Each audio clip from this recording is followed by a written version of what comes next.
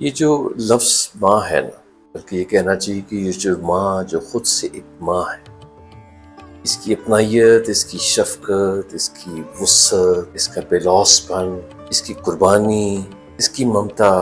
اس کے جتنے بھی اوصاف ہیں، ابھی تک کوئی ایسا اعلیٰ ایجاد نہیں ہوا جو اس کو ماپ سکے۔ اور دیکھیں کہ ماں کا مقام کیا ہے کہ اللہ رب العزت نے فرمایا کہ یوم محشر آپ کو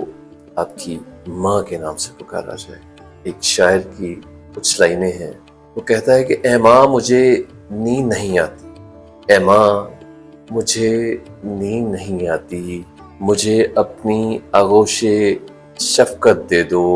میرے ماتھے پر لب محبت رکھ دو، مجھے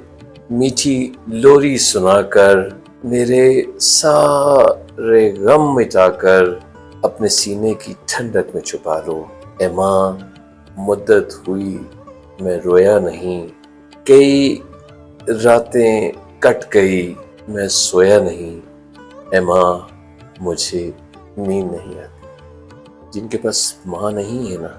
ان سے کبھی پوچھیں ان کے شب و روز کیسے کٹ رہے، اور جن کے پاس ماں ہے آپ یقین جانیں آپ دنیا کی وہ خوش قسمت ہستی ہیں کہ آپ کو اندازہ ہی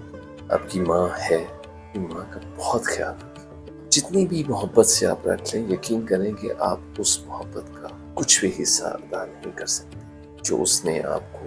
اس وقت سے کی ہے